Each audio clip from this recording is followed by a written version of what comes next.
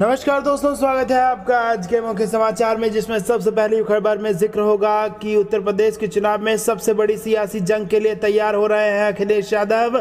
2022 के लिए समाजवादी पार्टी ने बनाया गेम प्लान। इसी के साथ दूसरी बड़ी खबर में जिक्र होगा कि राम मंदिर ट्रस्ट पर लगे आरोप, तो प्रियंका गांधी ने साधा पीएम पर निशाना, कहा आस्था में अवसर तलाशना महापाप। और तीसरी बड़ी खबर में आपको बताएंगे कि जमीन विवाद में नया खुलासा, ट्रस्ट ने उसी दिन 8 करोड़ में की थी एक और डील। दोस्तों, हर एक खबर की गहराई में आपको ले जाएंगे, लेकिन उससे पहले अगर आपको भी ऐसा लगता है कि यूपी चुनाव में भाजपा को बड़ा नुकसान होने वाला है, तो आप अभी इस वीडियो को लाइक कीजिए और इस लाल बटन को दबा के चैनल को फ्री में सब्सक्राइब करके घंटी बजाकर कमेंट में लिखिए जय हिंद। दोस्तों, रुक करते हैं तमाम बड़ी खबरों की तरफ। यूपी चुनाव सबसे बड़ी सियासी जंग के लिए तैयार हो रहे अखिलेश यादव, यह है 2022 के लिए एसपी का गेम प्लान। जी हां दोस्तों, उत्तर प्रदेश में 2022 में विधानसभा चुनाव होने हैं। राज्य में कभी शासन कर चुकी समाजवादी पार्टी एक बार फिर जोर लगा रही है। दल के प्रमुख अखिलेश यादव भी अपना ज्यादा समय पार्टी कार्यालय में ही गुजार रहे हैं। लगातार पार्टी के नेताओं और संभावित उम्मीदवारों के साथ बैठकें कर रहे हैं। 2022 के चुनाव को यादव के जीवन की सबसे बड़ी सियासी जंग कहा जा सकता है।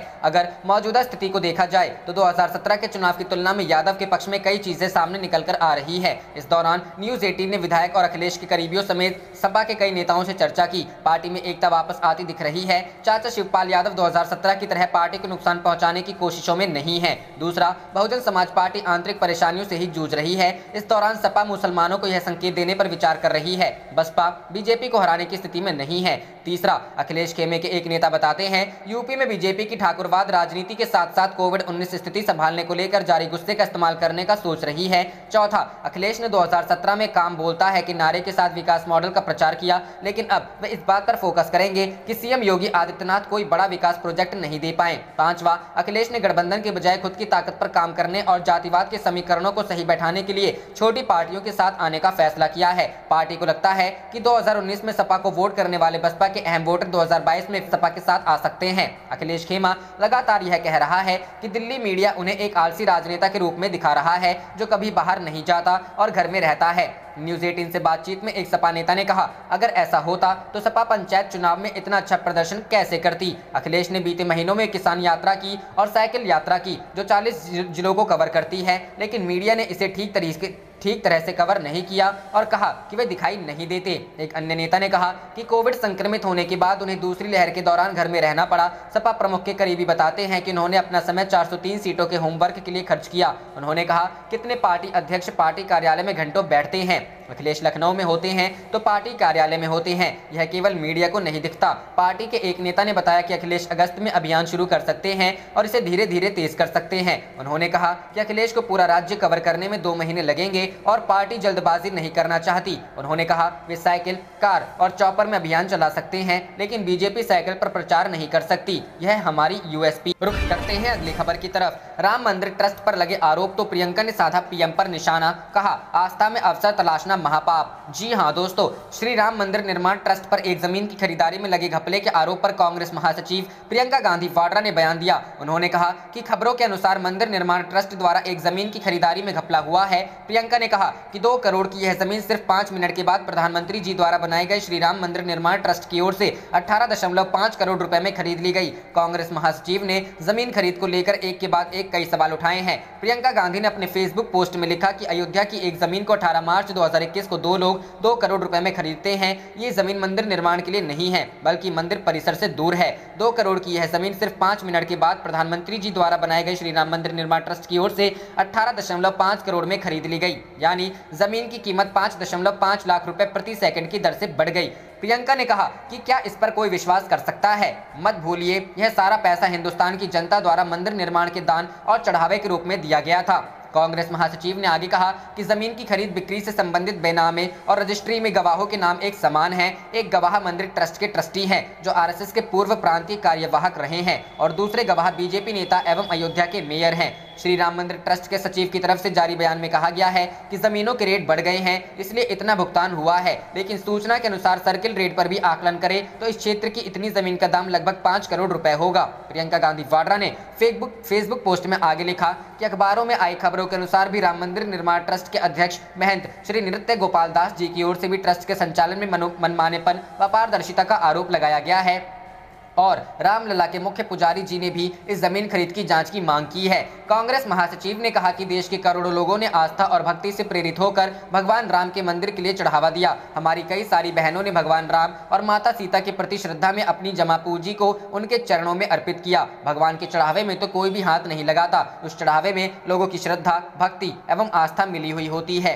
उन्होंने कहा कि श्री राम मंदिर निर्माण ट्रस्ट का गठन प्रधानमंत्री जी ने किया था, उनके बहुत करीबी लोग इसमें ट्रस्टी हैं। ट्रस्ट का सीधा आशय भरोसे से होता है। प्रधानमंत्री जी की जिम्मेदारी है कि प्रभु श्री राम के नाम पर भक्तों द्वारा चढ़ाई गई पाई का इस्तेमाल आस्था से जुड़े सामूहिक कार्य में हो, न कि किसी घोटाले में। प्रियंका ने आगे कहा कि आस्था में अवसर तलाशने का कोई भी प्रयास करोड़ों भारतीयों की आस्था पर चोट है और महापाप का भागी है। माननीय सुप्रीम कोर्ट के निर्देश पर श्री राम मंदिर ट्रस्ट का गठन हुआ है। देशवासियों की तरफ से हमारी मांग है कि सुप्रीम कोर्ट पूरे घोटाले की अपनी निगरानी में रुख करते हैं। अगली खबर की तरफ, जमीन विवाद में नया खुलासा, ट्रस्ट ने उसी दिन 8 करोड़ में की थी एक और डील। जी हां दोस्तों, अयोध्या में श्री राम मंदिर ट्रस्ट के द्वारा खरीदी गई जमीन को लेकर एक और नया एंगल सामने आया है। जिस दिन राम मंदिर ट्रस्ट के द्वारा सुल्तान अंसारी और रवि मोहन तिवारी से 2 करोड़ की जमीन 18.5 करोड़ में खरीदी गई, उसी दिन जमीन का दूसरा टुकड़ा ट्रस्ट के द्वारा 8 करोड़ में खरीदा गया। दूसरी जमीन हरीश पाठक और कुसुम पाठक से सीधे खरीदी गई थी। राम मंदिर ट्रस्ट के द्वारा 18 मार्च को गाटा संख्या 242, 243, 244 और 246 से खरीदी गई।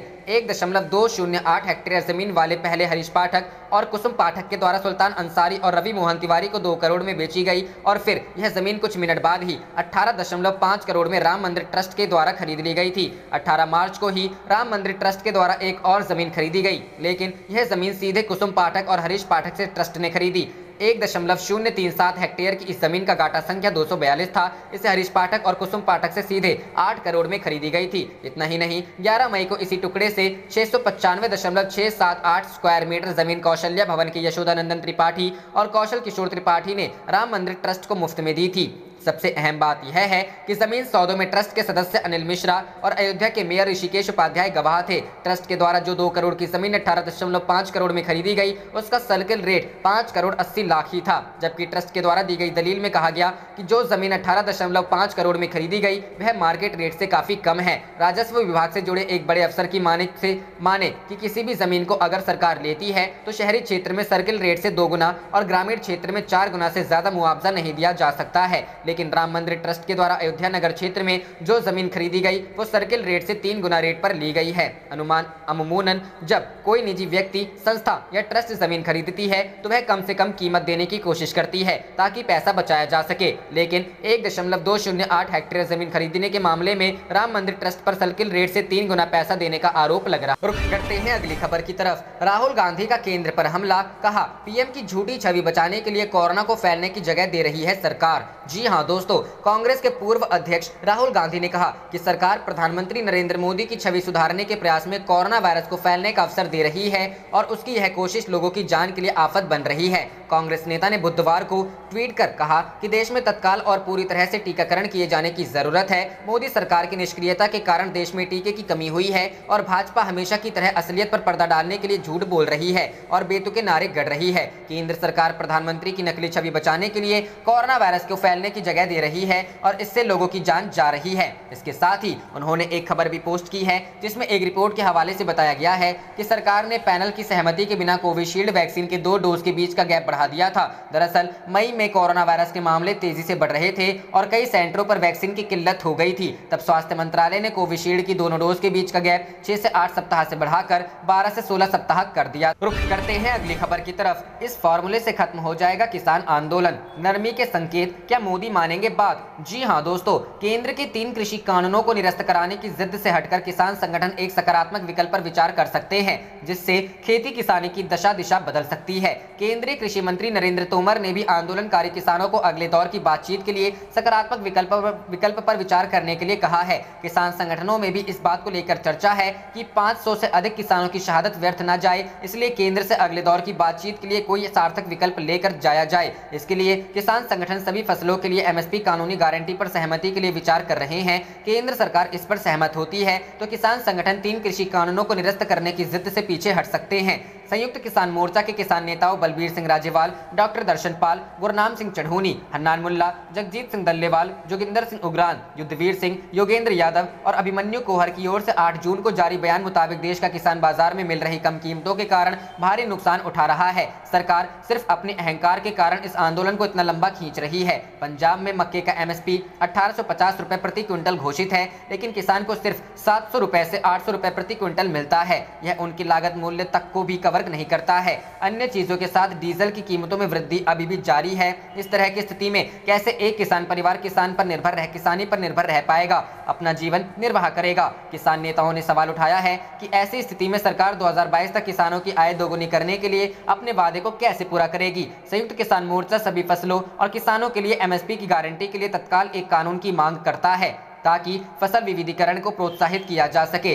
संयुक्त किसान मोर्चा ने कहा कि सैद्धांतिक रूप से विरोध की आवाज को दबाने की बजाय किसानों की मांगों को जल्द मान लेना चाहिए। इधर आंदोलनकारी किसानों ने विरोध के अपने तेवर ढीले करते हुए हरियाणा में सत्तारूढ़ भाजपा व जसपा गठबंधन सरकार के नेताओं को निजी कार्यक्रमों में बहिष्कार रद्द करने के फैसले से फिर से बातचीत के माहौल का रास्ता साफ किया है। इधर पंजाब भाजपा के वरिष्ठ नेता और पूर्व कैबिनेट मंत्री अनिल जोशी ने पार्टी नेतृत्व द्वारा किसानों के विरोध प्रदर्शन से निपटने के तरीके की आलोचना से किसान संगठनों के आंदोलन को बल मिला है। Centre for science and environment द्वारा एकत्र किए गए आंकड़ों के अनुसार देश में 2017 के बाद से किसानों के आंदोलन में 5 गुना वृद्धि हुई है। CSE के अनुसार इन विरोधों का मुख्य कारण बाजार की विफलता और किसानों के लिए लाभकारी या उचित मूल्य की कमी है। इसके लिए किसानों की एक स्वर से मांग है कि लाभकारी MSP की कानूनी गारंटी के लिए एक नया कानून जल्द से जल्द बनाना चाहिए। रुख करते हैं अगली खबर की तरफ। राम जन्मभूमि घोटाले पर संजय सिंह के तेवर सख्त, कहा अब अदालत जाऊंगा।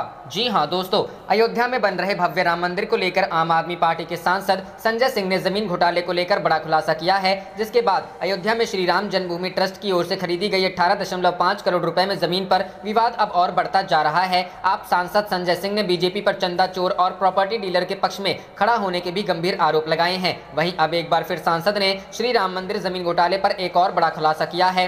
साथ ही इस घोटाले को लेकर अदालत जाने की बात कही है। आप सांसद संजय सिंह ने कहा कि मैंने अयोध्या राम मंदिर निर्माण के संबंध में घोटाले का खुलासा किया। इसके बाद केंद्र सरकार और भाजपा के कार्रवाई करने के लिए 3 दिनों तक इंतजार किया, लेकिन अब मैं समझ गया हूं कि बीजेपी की आस्था प्रॉपर्टी डीलरों, भ्रष्टाचारियों में है, भगवान राम में नहीं। मैं इस मामले को अदालत में ले जाने की तैयारी कर रहा हूं। वहीं बुधवार 16 जून को प्रेस कॉन्फ्रेंस में संजय सिंह ने बड़ा खुलासा करते हुए बताया कि जिस एग्रीमेंट का जिक्र ये लोग बार बार करते हैं, दरअसल वह एग्रीमेंट 18 मार्च 2021 को कैंसिल हो चुका है और भाजपा बस चंदा चोरों को बचाने में लगी है। प्रभु श्री राम के भव्य मंदिर निर्माण में अगर कोई बाधा डाल रहा है तो ये चंदा चोर। इसके साथ ही उन्होंने कुछ दस्तावेज भी ट्वीट किए हैं। वहीं इससे पहले सिंह ने जमीन घोटाले को लेकर कहा था कि चंदा चोरों ने भगवान राम का अपमान किया है, दुनिया भर के हिंदुओं की भावनाओं को ठेस पहुंची है। ये लोग चोरी किया हुआ पैसा वापस करें और हिंदुओं से माफी मांगे, साथ ही राम मंदिर निर्माण में तेजी लाई जाए। इन्होंने पैसा चोरी कर लिया, इसलिए निर्माण धीमा पड़ गया, निर्माण तेज किया। रुख करते हैं अगली खबर की तरफ। महाकुंभ के दौरान कोरोना टेस्टिंग में हुआ घपला,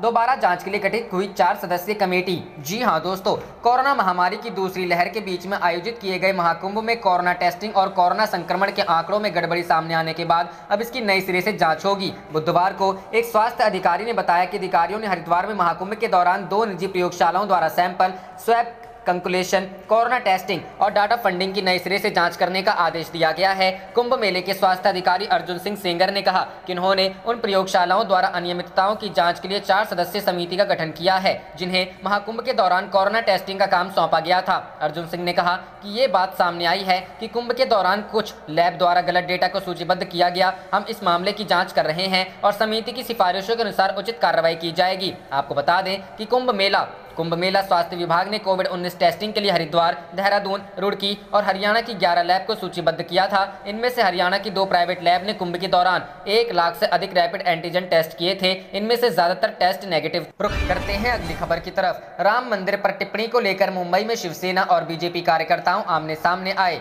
जी हाँ दोस्तों, आज सामना के संपादकीय में राम मंदिर को लेकर बीजेपी की खिंचाई की गई है, जिसके बाद बीजेपी यूथ विंग के कार्यकर्ता दादर में शिवसेना के मुख्यालय की ओर प्रदर्शन के लिए जा रहे थे। इस दौरान रास्ते में ही पुलिस ने उन्हें रोक लिया। इस दौरान बीजेपी यूथ विंग के कार्यकर्ताओं ने शिवसेना, मुख्यमंत्री उद्धव ठाकरे और सोनिया गांधी के खिलाफ जमकर नारेबाजी की। पुलिस ने सभी कार्यकर्ताओं को गाड़ी में भरकर मौके से लेकर दूर चली गई। इस दौरान भारतीय जनता युवा मोर्चा के कार्यकर्ताओं ने राम मंदिर के समर्थन में और जय श्री राम का नारा लगाते रहे। बीजेपी के कार्यकर्ताओं के शिवसेना भवन पहुंचने से पहले ही वहां पर दादर माहिम विधानसभा के विधायक सदा सावरकर अपने समर्थकों के साथ खड़े थे। सदा सावरकर शिवसेना के विधायक हैं। जैसे ही बीजेपी और शिवसेना के कार्यकर्ता आमने सामने हुए तो दोनों के बीच जमकर मारपीट शुरू हो गई। एबीपी न्यूज ने विधायक से इस झगड़े को लेकर सवाल किया तो उन्होंने कहा, कोई भी हमारे शिवसेना भवन की तरफ देखेगा तो उसके साथ यही हाल होगा। विधायक इस मारपीट को जायज ठहरा रहे हैं। उन्होंने कहा कि हमने अपनी तरफ से जवाब दिया है। विरोध प्रदर्शन करने पहुंचे बीजेपी यूथ विंग के कार्यकर्ता मौके पर ही बैठ गए और नारेबाजी करने लगे।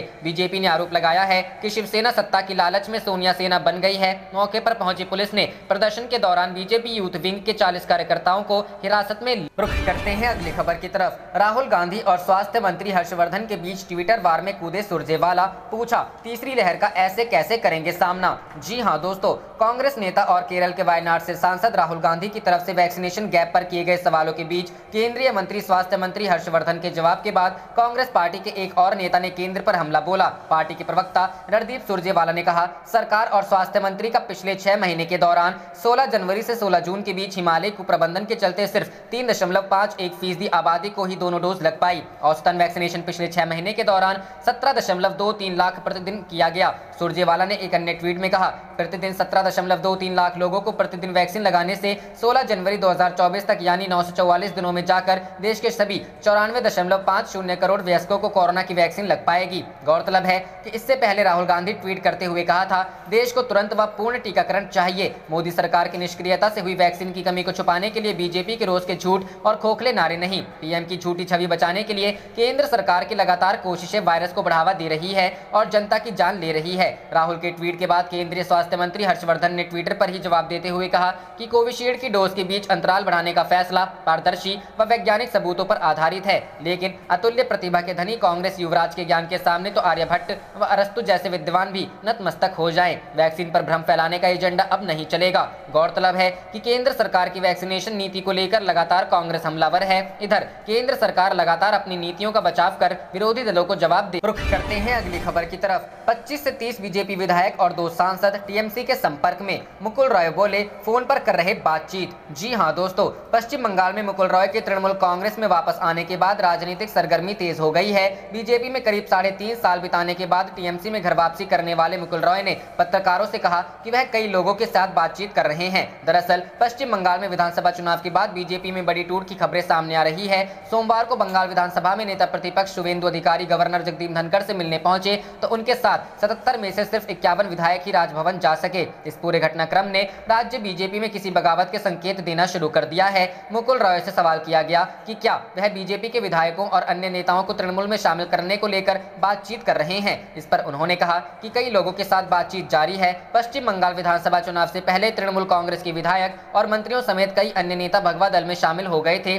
जिनमें से कई नेता तृणमूल कांग्रेस में वापसी की इच्छा जता चुके हैं। अपने पिता के साथ बीजेपी से तृणमूल में लौटे रॉय के बेटे शुभ्रांशु ने इस बारे में विस्तार से बताया। शुभ्रांशु ने कहा कि लगभग 25 से 30 बीजेपी विधायक तृणमूल कांग्रेस में अपना पाला बदल सकते हैं। इसके अलावा बीजेपी के 2 सांसद तृणमूल में शामिल होने की इच्छा जता चुके हैं। इस बार बीजापुर से चुनाव हारने वाले शुभ्रांशु ने कहा कि उनके पिता दबाव में थे। मैं देख सकता था कि यह उनके सेहत से पता चलता था। इन्होंने पहले की तरह विधानसभा चुनाव प्रचार में हिस्सा नहीं लिया। एक दिन उन्होंने मुझसे पूछा कि क्या मैं बीजापुर चुनाव जीतने जा रहा हूं। वह काफी परेशान। रुख करते हैं अगली खबर की तरफ। अखिलेश का दावा, विधानसभा चुनाव में 350 से अधिक सीटें जीतकर सरकार बनाएगी सपा। जी हां दोस्तों, समाजवादी पार्टी के अध्यक्ष और उत्तर प्रदेश के पूर्व मुख्यमंत्री अखिलेश यादव ने मंगलवार को दावा किया कि 2022 में होने वाले विधानसभा चुनाव में उनकी पार्टी 350 से ज्यादा सीटें जीतकर बहुमत की सरकार बनाएगी। इसके साथ ही उन्होंने कहा कि श्री राम जन्मभूमि ट्रस्ट में भूमि खरीद के मामले में कथित तौर पर घोटाला होने की खबर है, जिसकी निष्पक्ष जांच होनी चाहिए और ट्रस्ट के सभी सदस्यों को इस्तीफा देना चाहिए। सपा प्रमुख ने एक बयान में कहा, अयोध्या में श्री राम जन्मभूमि तीर्थ ट्रस्ट में भूमि खरीद के मामलों में भारी घोटाला होने की खबर है। करोड़ों की हेराफेरी का मामला बताया जा रहा है। इसकी निष्पक्ष जांच होनी चाहिए। ट्रस्ट के सभी सदस्यों को इस्तीफा देना चाहिए। अयोध्या के धर्मपुर गांव में किसानों की भूमि हवाई अड्डा के लिए अधिग्रहित की जा रही है। किसानों को समुचित दर पर मुआवजा मिलना चाहिए। अखिलेश यादव ने बयान में आरोप लगाया, समाज में भेदभाव और विपक्ष के प्रति बदले की भावना से कार्रवाई होने से भाजपा सरकार जनता की निगाहों में अपनी साख खो चुकी है और अच्छे दिनों की जनता की उम्मीदें टूट गई हैं। उन्होंने दावा किया, 2022 में होने वाले विधानसभा चुनाव में भाजपा की विदाई और समाजवादी सरकार बनने में गिने चुने दिन रह गए हैं और 350 से ज्यादा विधायकों की ताकत के साथ समाजवादी पार्टी की सरकार बहुमत में आएगी। रुख करते हैं अगली खबर की तरफ। किसान आंदोलन के 200 दिन पूरे, आंदोलन आगे भी यूं ही जारी रहेगा। जी हां दोस्तों, किसान आंदोलन के आगामी 26 तारीख को 7 महीने पूरे हो जाएंगे। इस दिन को किसान एक बड़े विरोध दिवस के रूप में मनाना चाहते हैं। इसकी तैयारी किसानों ने शुरू कर दी है। संयुक्त किसान मोर्चा ने किसान आंदोलन के 200 दिन पूरे होने पर एक प्रेस नोट भी जारी किया है। इस प्रेस नोट में किसानों ने अपनी आगामी तैयारियों को लेकर बातें रखी हैं। आपको बता दें, आने वाली 26 तारीख को किसान आंदोलन को 7 महीने पूरे हो जाएंगे। किसान आंदोलन के 7 महीने पूरे होने पर किसान इस दिन को एक बड़े विरोध दिवस के रूप में मनाना चाहते हैं। किसान इस दिन देश भर के राज्य भवन के बाहर विरोध प्रदर्शन करेंगे और राज्यपाल को ज्ञापन भी सौंपेंगे। किसान इस आंदोलन की तैयारियों में जुट गए हैं और देखा जा रहा है फसल की कटाई बुआई के बाद किसान अब अपनी खेती के कामों से छुटकारा पाकर वापस धरना स्थल पर जुट रहे हैं। आप देख रहे थे आपका अपना चैनल जय हिंद जय भारत।